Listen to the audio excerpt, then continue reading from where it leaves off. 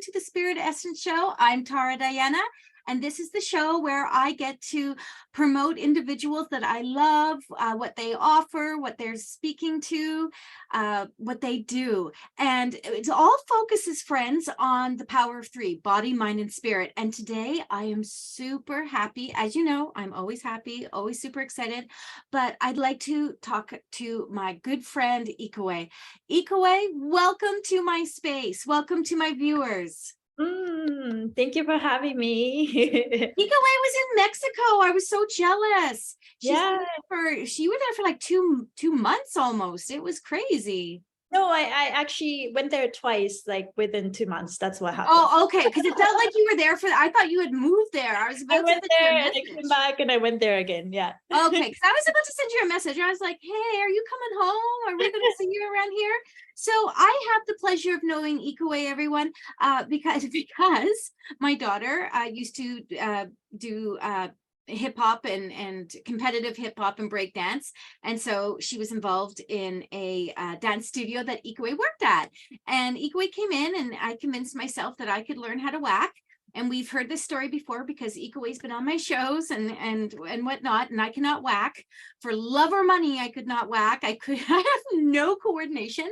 I can speak to those on the other side, but I couldn't do a twisty hand thing if my life depended on it. I have never felt so disempowered, Ikue, than I did. Oh, sorry. And you did everything. My class is supposed to empower people. and here's the best part, friends.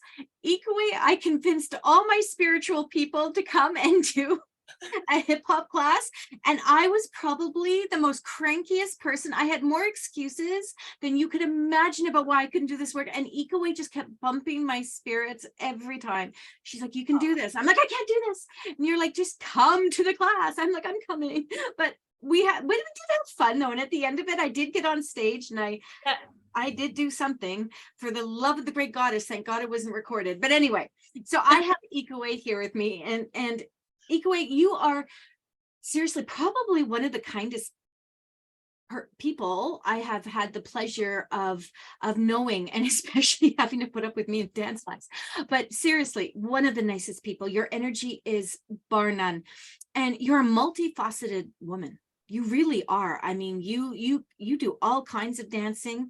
I watch you on all your platforms, on Instagram, on Facebook, and TikTok. And one of the very cool things is that I feel like I kind of watched you get into your real spiritual self, and I was like, whoa, look at this. Not only can she wave her hands like a maniac and look good at it, but she's got this beautiful spiritual soul to you. And here's the cool thing is that I remember the very first time I met you, I read your aura. Now I don't normally go around reading people's auras, but yours shone. Yours was just bright. And I remember thinking to myself, wow, look at her, all this beautiful energy within her. And you were just starting to let it out, starting to really find your depth and find your movement. And you're a professional dancer, you're a professional teacher, and dance teacher. And now you're working to enlighten others about this fascia, which I had never heard before. If I had heard about it, it just went right past me. And the benefits of fascia work. Do I even say that right? Yeah, fascia. Yeah. Thank God, fascia. Okay. Can you tell us a little bit about your journey as a dancer and then moving into this fascia practitioner? Tell us about it. Yeah, so I'm always been a dancer, but I did start to dance when I was very late, so like, around 20s. And as a dancer, I think that's considered kind of late to pursue your career as a dancer, but I just really wanted to do it. And from there early on, I was always interested in that movement behind, like the meaning behind every movement. And I just would go into this deep thoughts of like, oh, everything is energy. And then I would think about that, whereas I should just maybe focus on technique. And so spirituality and movements are already in me, and I'm always passionate about it. And yeah, I've been dancing for a while, and and I was finally able to transition from, doing anything to make a living out of it, into able to dance and teach full time. And just before like pandemic hit, I was definitely just exhausted physically, emotionally, because as much as I was so grateful to be able to sustain myself and make a living out of what I love, but it's just physically very demanding too. And just working with so many type of people and students, it just taught me a lot of lessons, because I didn't have a lot of boundaries, and that boundaries kind of hit me and then hit my self-esteem, and it's like, I don't know if I'm confident or like if I'm doing it right. I always question myself. And so around that time when pandemic hit, I think it was just a blessing in disguise for a lot of people at the end of the day. But I was just so exhausted, and I was so grateful that I was actually able to take some time for myself physically. And just like everybody else, going into this deep place, spirituality of like, what's happening, who am I, kind of thing. And then pandemic was like March 2020. So I was introduced to human garage and fascia, and to maneuvering fascia. So this is human garage chart. Yes, it is. Yeah. Human garage, fascia maneuvers in September 2020. And when I did a music video with a friend, and I was talking to him like random stuff like, oh, I want to boost my immune system. My feet are already always cold. And he talked about this like friend Gary that was doing this fascial maneuver class, and to heal yourself, blah, blah, blah. And it's like, okay, I'm going to go. So then that's how I was introduced to fascial maneuvers. As soon as I took my first class, something about me, sometimes like, like Tara, you have an amazing, medium skills, and you see things and aura and all that stuff. I think it's for me, more about the clairsentience as a feeling as a dancer. So like, what is it? Direct perception, or like a deep inner knowingness. Like I just know it. Oh, claircognizance. Claircognizance. And Nice. sometimes I have that. And I think when I was introduced to human garage and fascial maneuvers, there's always something about me. It's just like, I don't know why there are so many, I could list so many reasons, but I should be doing this. And so I decided to do the coaching program and join their program. But when I was introduced to human garage was used to have a big clinic in Los Angeles. Very successful, treating over 10,000 clients over a decade. And my teacher, Gary, have worked with like all kinds of practitioners from every modalities that you could think of. And at the end of the day, after 10 years, he realized that he just created a bigger band-aid for people, especially rich people who can afford this type of rich, expensive treatment. And so he kind of just like something about him, his heart tells him to do certain things. He suddenly decided to close the clinic because he just knew that something is coming up. And then later on, he realized that COVID came. And so he closed down the clinic and then moved back to Canada because he was living in Los Angeles. And then later on, when I was introduced to Human Garage, they were transitioning from the table therapy into self-healing techniques, standing up and doing all this twisty movement. And so, then that's how I became coach. They were still like initial stage. They're like, attracting a lot of people nowadays. So that's a great sign. But when I started, we were just struggling to get our voice heard because nobody really heard about fascia. And there are so many definitions and stuff that I can talk about fascia, but basically fascia is in your body. Also, it goes outside of your energy fields. That's how you can connect with your spirituality as well. But basically, fascia is started to get well known for people, but it stores tensions and trauma, and it kind of traps it because traps it. Yeah. So what I do is manipulating the fascia. Ooh, there's that word, manipulation. Go for it. Manipulation, yeah. Maneuvering fascia, pin the fascia. We see fascia as a big water balloon. Pin the fascia, give some little bit of twisty movement, and we breathe, and so the fascia expands and contracts. Mhm. And we move around in every direction. Like you think of like figure 8 or spiral movement, because we all have a program pattern of thinking and program pattern of movements that we created over time, right? So the only way for us to get to where we want to go from where we are is to break the pattern that we have, Oh, whether that that's makes sense. That makes sense. I love this. yeah, whether that's perceptional or physical or anything, because it's just a belief, it's just a repetitive pattern of thought that you're thinking, right? True. And we are where we are because of all the pattern that we have. So fascial maneuvers help you break the pattern. So when I teach fascial maneuvers, I'll tell people just go for the sticky, sweet angle that you could think of, every possible angle to break the pattern. And somehow this twisty motions and then breathing, because the movement, breathing is movement and movement is life. Somehow it triggers the limbic system, that's the emotional center, and that stores emotions, trapped emotions. So Yes. with the trigger, we started to unwind the parts of ourselves that, were there for a long time. Oh my God. I'm watching you do that, and don't laugh at me. I mean, I've taken a session with you. I've followed you. I've done some of these movements. I'm going to say this. I am literally sitting here thinking to myself, you know why this feels so hard for me when I do this stuff? Because I have no sense of movement. I have no coordination. Sweetheart, I watch you. Mhm. I've practiced a lot what you've done. I've taken that session with you, which was really awesome, and I kept practicing that, and I still do some of the movements. Mostly I do what you do, so Yeah. I follow you. If I don't follow you, I find that I get lost in it, but you understand where I am Mhm. with being etheric, so you Mhm. understand that. So I watch you on IG a lot, sometimes on Facebook. Mostly I watch you now on TikTok, though. You took a hiatus, but now you're back, and I watch you on TikTok, and I see how this has that spiritual aspect to it. So you're talking about shifting and changing, and opening up your mental and emotional. Mhm.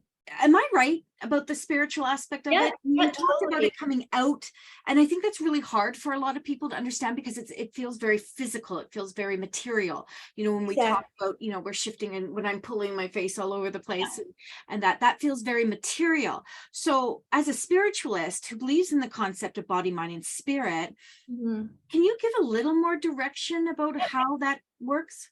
So basically, maybe for a lot of people, it's a mind-blowing concept, but every physical pain that you have in your body is stored emotional pain. So nothing about physical. So when you started to do fascial maneuvers, when you started to see your body as a water balloon, like biohydraulic, like it looks like a spider web, but it's like thin layers, and it's constantly just moving around. But there are some adhesions and stickiness, and some gets good. When we have stuck thoughts, and when we get stuck of, like whether that's emotional thing or do repetitive pattern of thing, we just create the pattern, and pattern creates that stickiness. Because our emotions, what is emotion? Energy, emotion. We meant to flow in life. Emotions are our guidance system. We use emotions to navigate through life, experience life. All emotions are beautiful, but sometimes we just use our use our ego, and this is good emotion, bad emotion, or I didn't like what happened, or didn't like what this people did, or and you have this energy that gets stagnant when you don't let it flow. Any This is true. emotions, and those stagnant energy, it's gonna make our fascia sticky. That's what it is. So what we're doing is, as we are moving that sticky parts of ourselves, because that's emotional and everything is energy, emotions start to come out. And that's why when we do fascial maneuvers, some people started to cry, get emotional. Some people just feel calm, and it's like, You sure they're not crying from the pain? Because I thought it was painful. I'm going to be honest. I thought it was painful. I want to bring up the next part then. If we are releasing all this emotion attached within ourselves, right? So emotion is the mind, okay, in body, mind, and spirit. Yeah. And we carry emotion like it's the only thing we have. Do you know what I mean? Like we as humans, spirits have this human experience, really have this innate need to carry the trauma with us. Right. And we all have trauma. There's not anyone every single one of us has trauma, and how we relate to it, everyone's different. So now we've looked at the spiritual aspect of it, and we see that, you know, our emotions, we can work on that sticky. I keep thinking of a sticky bun when you say sticky, that stickiness. So we have an opportunity to work on that. But I want to go a step further. I want to go back to the physical aspect of it. And as a dancer, how has working on your fascia, and let's just set aside the emotional spiritual aspect of it though. I mean, as someone who moves her body consistently, and as you said, the wear and tear on body is crazy. How has that helped you with your dance? So basically what I now know that, you know, dancers or gymnasts, we are so trained, we're so disciplined to put up with our pain, like, you know, pain.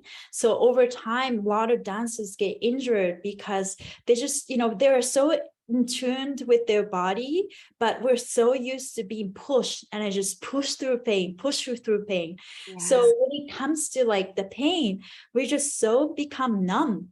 And that's why a lot of young dancers, they are amazing technically, but then they injure themselves and then their career's done. And so what happened is like muscles, this is what I learned from my sensei. Basically, the length of your muscle does not change when you become adults until you die. So then how come the muscle gets shrink and you feel like it's torn? Because it's like the length doesn't change. What happening is that, imagine there's a plastic bag, that's your fascia, and there's inside the plastic bag, that ziplock, there's an elastic band, and that's your muscle. And muscle can only stretch to the point, the size capacity of the plastic ziplock. Same thing, when the fascia is restricted and not elastic, then there's a contradiction. And thinking about fascia have 10 layers, right? Some layers moves around. When you do exercise, it's very easy to move the outside layers of fascia. And each layers of fascia kind of associate with the emotions, right? And inside internal layers of fascia, where we tend to store fear-based thoughts like fear, anger, grief, sadness, resentment, all these, you know, negative emotions. Yeah. Very sticky, very easy, difficult. Very sticky. That's going to be my new thing. Friends, you're very sticky right now. Yeah. And those emotions. So when you see the layers of fascia, some layers moves around, some layers like stagnant, and that's create that tone muscles. Okay. And also all kinds of problems. So what I see in my body is basically fascia is everything. Inside the fascia, there is everything: organs, muscles, meridians, nerves, glands, everything. Yeah. When the fascia gets tight, when we have stagnant energy, and then when we don't let go and flow, gets tight. Also put on lots of chemicals in our body, GMO food and non-organic food, right? Everything gets tight and start to get calcified. Okay. So I see aging as a very different concept now. Aging is just a calcification of fascia. Basically, as we get older and don't take care of ourselves, our human body designed to move. If we don't move, basically start to get like calcified, so like a rock. That's how I felt today sitting at my desk doing all the content creation. I was like, okay, this 51-year-old body's had enough. Then everything inside gets tight.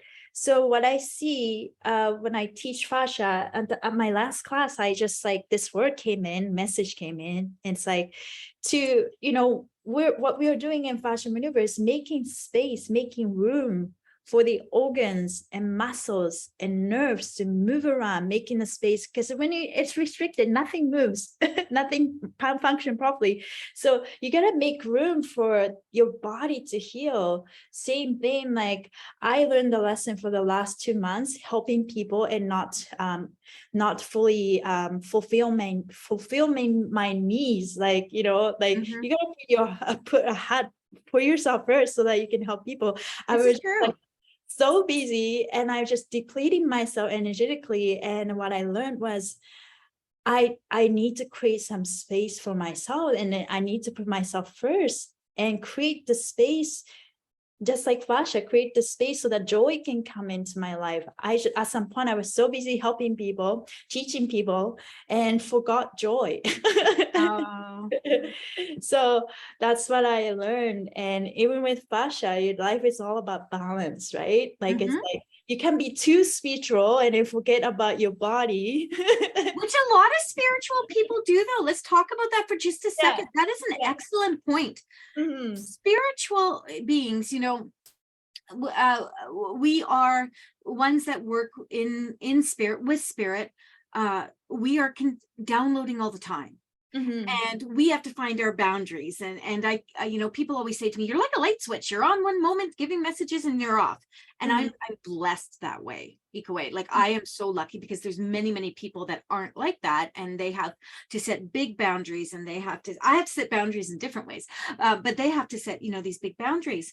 But if we are constantly, you know, sitting in this one space, connecting, you can be in the best shape of your life and still be collecting and building fascia all in and becoming sticky. And I find that a lot of mediums, a lot of spiritual people that are older especially get stuck in that sticky phase, and it's really hard to move out of it. I want to ask you a question that is a little bit away from what we're talking about, but this is going to be interesting, I think, to everyone. I'm going to say the 3 words and give me your thoughts on it all together. Body, mind, spirit. What do you think? What's the first thing that comes to you? They were equally important. Collaboration. Collaboration. Yeah. You can't just be good at one thing. They need to have that balance. And 3 is like the minimum, you know, our body likes numerology too, like minimum 3. And that's how we find balance, right? When it's 2, it's like a little shaky, but we have one more dot and a triangle, and that's the power, right? Stability. Yeah. Gives us stability.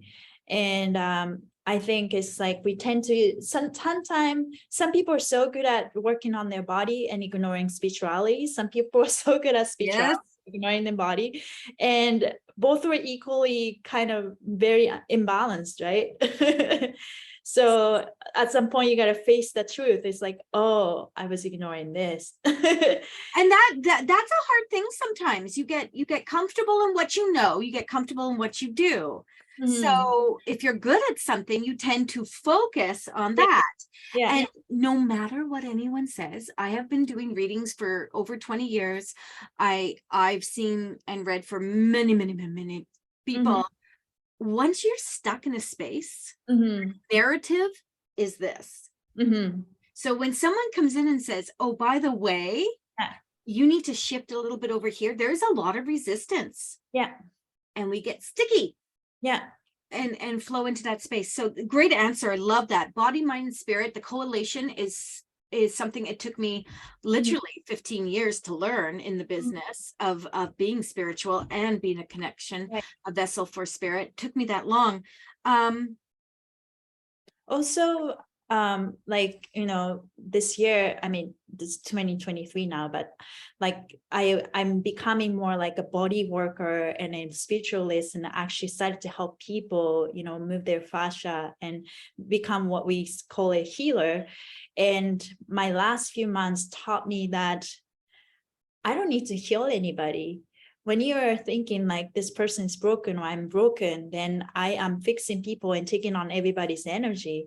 But I am just here. And it's like, I learned a lesson. I depleted myself and it's like experienced a lot of stuff. That's why we had to postpone the podcast, right? Right. It was like my body was going through it. And I just realized that I can't let myself go this low frequency by helping people. And that's when I learned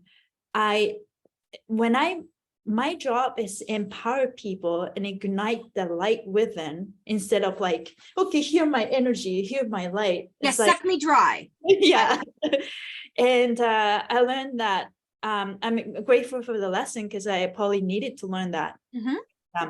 And then now, like, I want to help people from the empowering place instead of seeing people as broken. Again, you know, as you kind of raise your vibration and raise your frequency, you started to see a lot of flaws because you basically see everything, right? And then you started to create judgment on people, judgment on myself. And then what I learned is like, it's okay. I am just here doing my part. And what I do is to empower people. I am not healing people. You know, that's funny that you should bring that. First of all, what a beautiful scenario, like the way you're talking about it. Like, I'm here to enlighten people. I think, you know, I'm very careful who I let into my space. I'm very careful who I introduce to my audience, right? Because I literally call myself an empowerment medium. I'm raising vibrations, I'm doing the work, and I've had a lot of lessons as well. And especially over the last 3 years, I have shifted and changed and adjusted and grown and prospered, and abundance is a beautiful thing when used in the right ways. But one of the things that you said is that I'm really leery about using the word healer, because one, I say this all the time, sweetheart, you're not broken, you don't need to be fixed. Because I truly believe that. We are given tools to work on ourselves and grow. Spirituality is always happening to us. We're always growing, whether we realize it or not. Right. And using that term healer, I think, puts a bit of a spin on someone who maybe isn't in the metaphysical world. And they're like, oh, I'm going to go to so-and-so, and they call themselves a energy healer, and they're going to fix what I've got. Well, we can't do that. We can shift. You said the word, we can maneuver, right? Energy and shift it around, but we can't heal someone. Right. We can give them the tools to work on themselves. Right. And that space, they can do that work. Ikue, can you tell us what it is that you offer? What if someone was like, oh my goodness, I'm sticky. I know I'm sticky. I need to say this Ikue. What is she going to do for me? What are you going to do for them? So basically, as a fascial maneuver coach, I do classes, in-person, online classes. In-person class in Vancouver every Sunday. This is sponsored by Human Garage. I can give you more information after, but yeah, we're going to have in-person fascial maneuver class every Sunday at 10 a.m. in Vancouver. And then also have my weekly TikTok and Instagram live class that I'm doing today. Actually, this year I'm starting from every Monday. So after the podcast, I'm actually teaching on Instagram. Yeah, so I have my weekly in-person class and online class. And plus, I do private sessions, whether that's on Zoom or in person, just go out there. And then a lot of them, you know, just basically, I am here to empower people. I'm not, you know, I learned a lesson. Even though I'm very passionate about like learning, like almost like a chiropractic, like moving their fascia, I started to really see that, and it fascinates me. At the same time, I need to always have intentions and a strong core belief that nobody's broken. I am just here to ignite that power and helping people empower themselves to heal themselves. And yeah, so I offer classes and private sessions, and then I've been meanwhile posting a lot of spiritual stuff here and there. Which is beautiful because that connects people. Ikue, what is your social media? How will someone find you, gorgeous? I know they're going to be able to find you in all my tags down below. You can start with my Instagram. I have my dancer Instagram, Ikue Dancer, IKUEDANCR. From there, link in the bio, I have a Linktree account where you can absolutely find everything. Excellent. That is the best way to do it. My friend, first of all, I keep looking at your shirt, and now that I realize what that shirt is, I keep thinking, I think I look like that. I think I am literally that kind of gibbled in that sense. Ikue, Yeah. I'm so happy for you that you found this. I remember the moment you started talking about this. You came, you talked to me, you were like, I found what I'm passionate about. And I was like, I have no idea what you're talking about, but I'm all in. You tell me. And you have really grown so beautifully in your spirituality. And anyone that works with you would be blessed to be in your presence.